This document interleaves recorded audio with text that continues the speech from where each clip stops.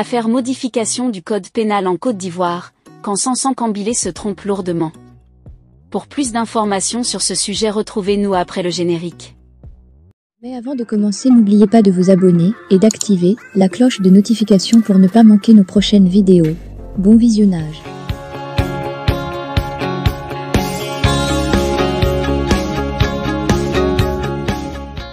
Adoptée malgré le nom des parlementaires de l'opposition, la nouvelle modification du code pénal que tout le monde juge liberticide, a pour premier avocat, le ministre de la Justice, Sansan Cambilé. Le cadre du Rassemblement des Oufouettistes pour la démocratie et la paix, RHDP, nie catégoriquement le caractère dangereux de cette nouvelle disposition du code pénal. Jeudi dernier, les députés du groupe parlementaire RHDP ont voté une modification de l'article 185 du code pénal. Dans sa nouvelle configuration, cet article stipule que, est puni des peines prévues à l'article 184A2, quiconque, par l'un des moyens visés au dit article, 1. Fait l'apologie du crime, de destruction d'édifices, de vol, des infractions contre le droit des gens et infractions prévues au chapitre 2 et 3 du présent titre, 2. Lance des appels au public dans le dessein de faire désapprouver l'autorité et de provoquer la solidarité avec un ou plusieurs condamnés pour l'une des infractions prévues par l'article précède ou par l'alinéa 1er du présent article. Est puni des mêmes peines quiconque organise des collectes en vue de paiement des condamnations pécuniaires prononcées pour l'une des infractions. Cette loi votée par les députés du parti au pouvoir est une grave violation des libertés que le ministre de la Justice, Sansan Cambilé, tente de nier dans sa justification. En effet, devant la levée de boucliers de l'opposition, des organisations de la société civile et de nombreux Ivoiriens sur les réseaux sociaux dans la dénonciation de la violation flagrante des libertés à travers cette modification du code pénal, le ministre de la Justice a tenté de nier son caractère liberticide en affirmant que faire l'apologie d'un acte criminel n'est pas une liberté d'opinion. Il n'y a pas de contenu liberticide dans cette disposition.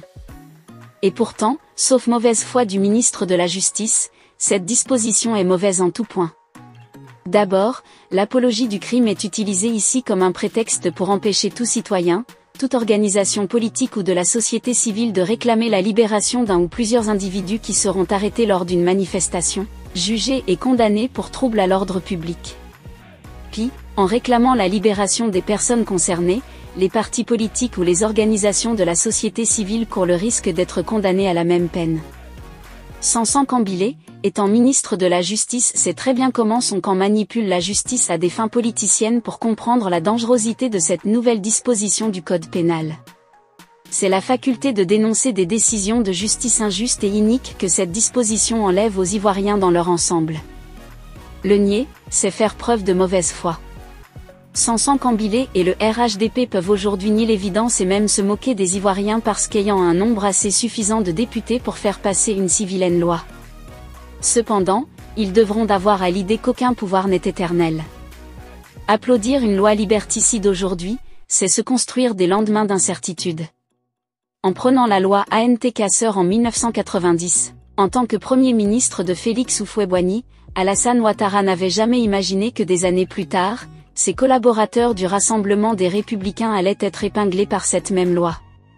En effet, en 1999, c'est-à-dire 9 ans après l'adoption de ladite loi, 19 membres de la direction de l'Execser, devenus aujourd'hui RHDP, dont Henriette Dagri Diabaté, Amadou Gon Coulibaly, ont été arrêtés et conduits devant la justice pour y être jugés à la suite d'une manifestation au cours de laquelle des autobus et autres biens publics ont été endommagés. Ses proches d'Alassane Ouattara tombaient sous le coup de la loi ANT-Casseur dont il a été le précurseur, 9 ans plus tôt.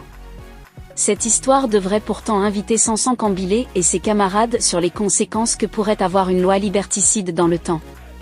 Aujourd'hui au pouvoir, le cadre du Rassemblement des Oufouettistes pour la démocratie et la paix peut se moquer des Ivoiriens en niant le caractère dangereux de cette disposition. Cependant, il ne devrait pas oublier que demain, son parti et ses partisans peuvent se trouver à être épinglés par cette loi comme cela a été le cas des membres de la direction du RDR avec la loi ANT-Casseur d'Alassane Ouattara. Aucun pouvoir n'étant éternel, lorsque l'on prend des décisions, il faut tenir compte du fait qu'un jour, une autre personne sera là et que nous serons dans l'opposition. En prenant cette loi contre les casses lors des manifestations, Alassane Ouattara ne s'était jamais imaginé à la tête d'un parti d'opposition qui serait emmené à manifester et être accusé d'avoir détruit des biens publics. Sansan Cambilé peut nier le caractère liberticide de cette nouvelle disposition aujourd'hui mais, comme le dit un parler ivoirien, que personne ne pleure après.